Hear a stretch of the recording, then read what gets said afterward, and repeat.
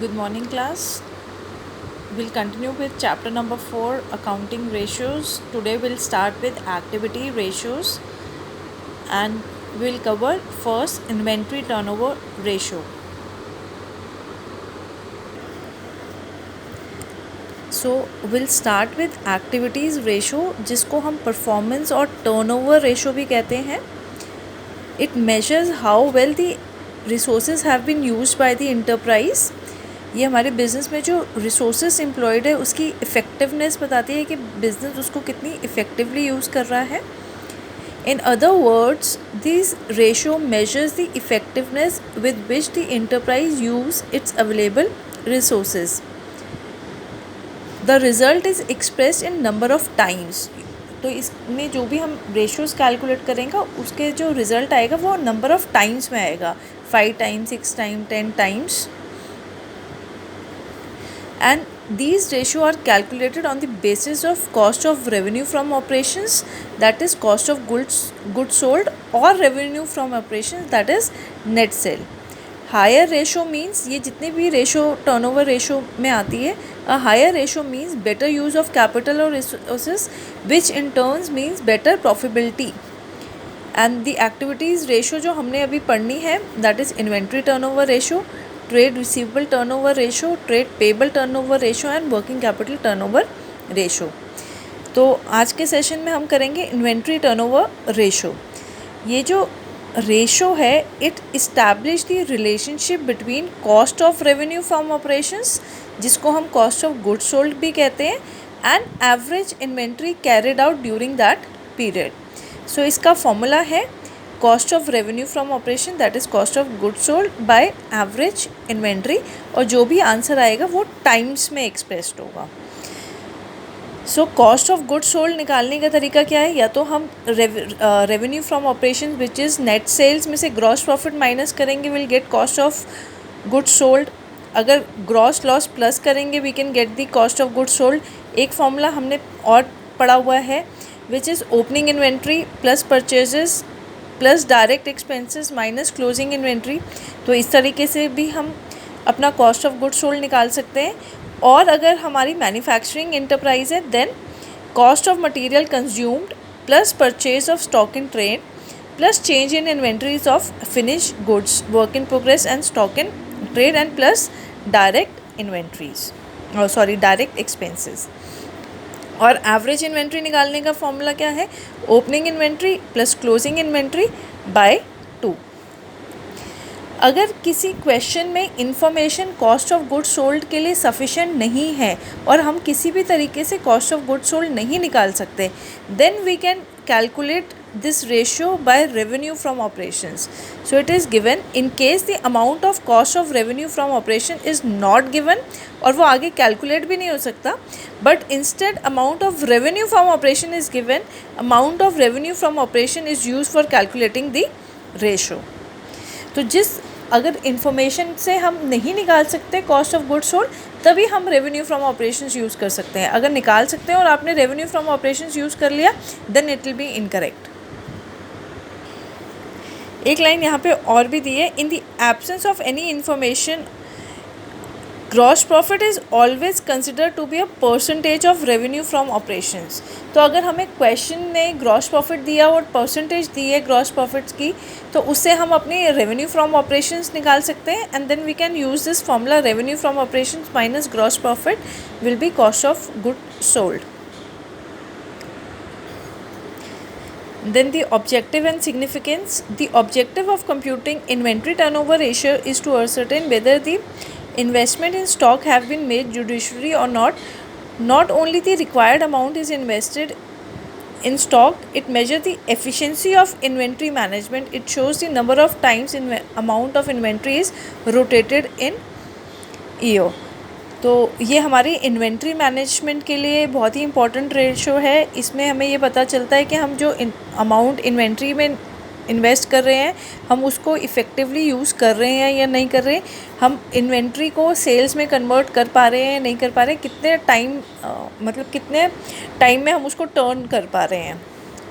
A higher ratio means that more sales are being produced by a rupee of investment in the Inventory, a very high inventory turnover ratio show over trading and it may result in working capital shortage. इसका मतलब है कि हम बहुत ज़्यादा over trading कर रहे हैं और बहुत सारा हमारा पैसा हो सकता है डेटर में ब्लॉक्ड हो. So it could be a situation कि हमारी वर्किंग कैपिटल शॉर्टेज हो जाए बिजनेस में. A low inventory turnover ratio means ineffective use of inventory in investment in inventory, over investment in stock, accumulation of inventories etc. अगर ये ratio high है, इसका लो है, इसका मतलब है कि हमने ओवर इन्वेस्टमेंट इन स्टॉक किया हुआ है. Thus only a optimum inventory turnover ratio ensure adequate working capital and also ensure the enterprise to earn a reasonable margin of profit. तो अब इसके हम क्वेश्चन स्टार्ट करते हैं. So question number 66, we need to calculate inventory turnover ratio. We are given with cost of revenue from operation, opening inventory given है, closing inventory given है. तो opening inventory plus closing inventory divide by 2, you can calculate the average inventory and then you can compute put in the formula cost of revenue from operations जो आपको question में given है by average inventory. So this is a simple question, आप अपने आप try करेंगे. The next question, you are given with opening inventory, purchases, carry inward, closing inventory, wages and freight outwards. We need to calculate inventory turnover ratio. तो average inventory के लिए तो हमें opening और closing inventory given है, तो हमें cost of revenue from operations निकालना पड़ेगा. So we'll use the formula opening inventory plus purchases plus direct expenses minus closing inventory. सिर्फ जब आप कॉस्ट ऑफ गुड सोल्ड या cost of revenue from operations निकाल रहे हैं तो आप ये ध्यान रखेंगे फ्रेट आउटवर्ड्स जो है वो इनडायरेक्ट एक्सपेंस है, वो डायरेक्ट एक्सपेंस नहीं है, तो आपको इसको इंक्लूड नहीं करना. So you will do opening inventory plus purchases plus carriage inward minus closing inventory plus wages. So इसके से आपके पास cost of revenue from operations आ जाएगा and opening inventory plus closing inventory divide by 2, you will get average inventory. So this is also a simple question. अब ये भी अपने आप try करेंगे. Then question number 68, cost of revenue from operation is given, purchases given है, opening inventory given है, तो हमें closing inventory पहले निकालना पड़ेगा बिकॉज हमें average inventory चाहिए, तो उसके लिए हमें closing inventory निकालना पड़ेगा and then we can compute the ratio. Let's do this question. So question में हमें cost of revenue from operations given है, purchase given है, opening inventory given है. We know this formula, cost of revenue from operation is equal to opening inventory plus purchases minus closing inventory. तो हमें question में closing inventory find out करना है. So closing inventory कैसे calculate करेंगे? Opening inventory plus purchases minus cost of revenue from operations. So closing inventory is coming out to be 1,50,000. Now we'll calculate average inventory. Average inventory will be opening inventory plus closing inventory by 2, which is coming out to be 1,25,000. अब हम इसको ratio में compute कर देंगे. Cost of revenue from operations हमें question में given है, average inventory हमने अभी निकाली है, so will compute the ratio which is coming 4 times. So this was your question number 68.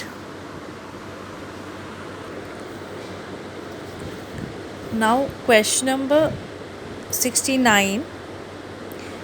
We are given with opening inventory, we are given with purchase, we are given with revenue from operation and gross profit ratio. अभी हमने पढ़ा कि gross profit ratio अगर जब भी given है it is always on revenue from operations. तो अगर हमारे पास रेवेन्यू फ्रॉम ऑपरेशंस है और ग्रॉस प्रॉफिट रेशो है तो पहले हम ग्रॉस प्रॉफिट निकालेंगे on revenue from operations and then will use the formula revenue minus gross profit is cost of good sold. So will do this question also.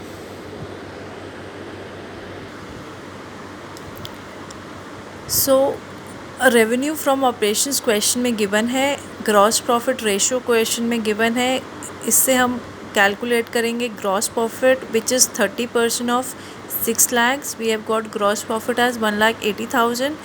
Then will compute cost of revenue from operations which will be revenue from operations minus gross profit which is coming out to be 4,20,000. 20,000.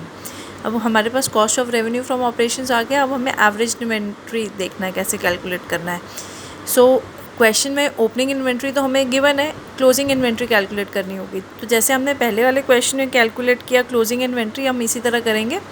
Opening inventory plus purchases minus cost of revenue from operations. Closing inventory हमारे पास आ गई 20,000. And then we'll compute the ratio, then we'll compute the average inventory, which is opening inventory plus closing inventory by 2, and then we'll compute the ratio, which is coming 12 times.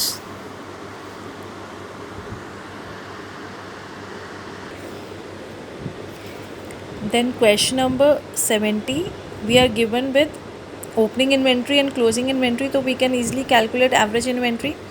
Then revenue from operations is given and gross profit given.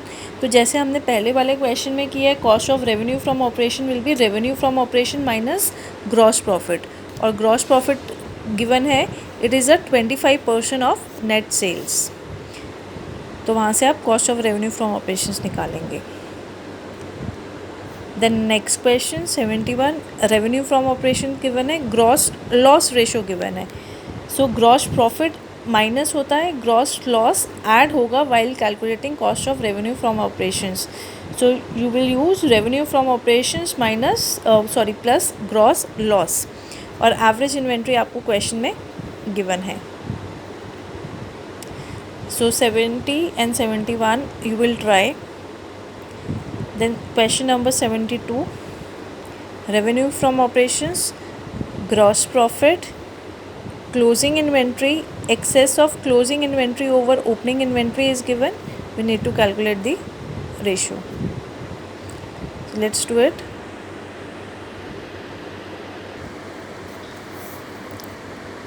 So question में हमें revenue from operations given है, gross profit given है. Will calculate cost of revenue from operations which is coming out to be 3 lakh. Then we are given with the information that closing inventory is 1,20,000 and excess of closing inventory over opening inventory is given. So excess of closing inventory over opening inventory का क्या मतलब है कि closing inventory ज़्यादा है opening inventory से, that is closing inventory minus opening inventory वाली figure given है. So we have excess of closing inventory over opening inventory and we are given with closing inventory, so we can calculate opening inventory. So opening inventory will be closing inventory minus excess of closing inventory over opening inventory, and opening inventory is coming 80,000. अब हमारे पास opening भी आ गई और closing inventory भी है. We'll compute average inventory and then we'll compute the ratio, which is coming out to be 3 times.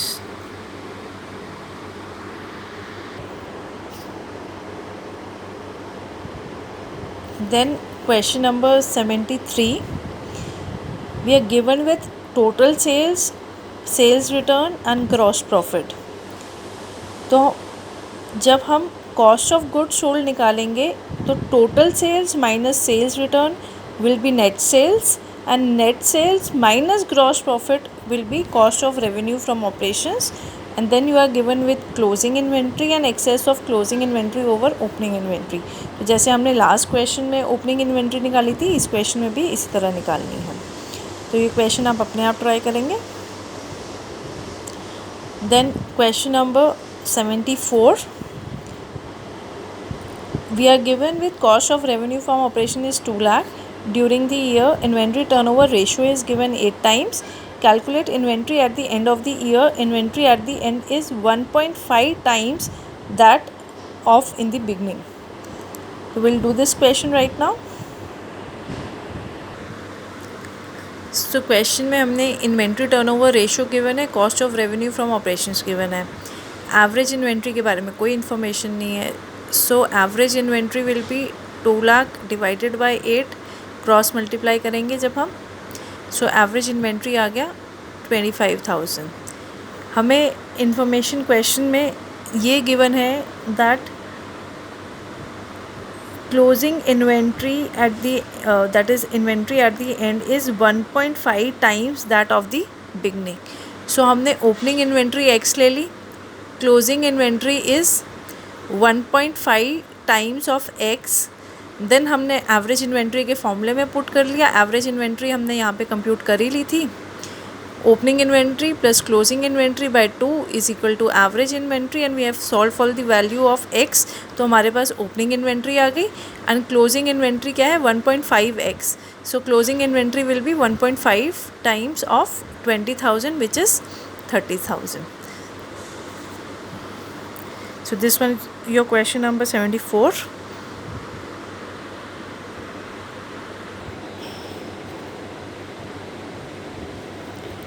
Then question number 75 which is of increase, decrease and no change, ये हम बाद में करेंगे. Then question number 76, you are given with revenue from operations and आपको information given है. You are given with opening inventory, purchases, closing inventory and carriage inward. तो आप इससे अपनी cost of goods sold निकाल सकते हैं. You just have to ignore revenue from operations. आप सीधा cost of revenue from operations निकालेंगे. Opening inventory plus purchases minus closing inventory and plus carriage inward. और average inventory के लिए आपको opening and closing inventory given है. So you will do this question. Then question number 77, opening inventory given है, closing inventory given है, ratio given है, and we are given with the information selling price is 25% above cost. We need to compute gross profit and revenue from operations. So we'll do this question. So question में हमें gross profit निकालना है और revenue from operations निकालना है. हमें जो information given है we are given with opening and closing inventory and inventory turnover ratio. तो हमने ये दोनों वैल्यूज़ पुट की and we have calculate revenue from operation is coming out to be 6,40,000. Then we are given with information is selling price is 25% above cost. That means 25% is the profit margin which is on cost. तो gross profit will be 25% of cost of revenue from operations जो अभी हमने calculate किया. So gross profit is 1,60,000 and then revenue from operations calculate करना है which is cost of revenue from operation plus gross profit which is coming out to be 8 lakhs.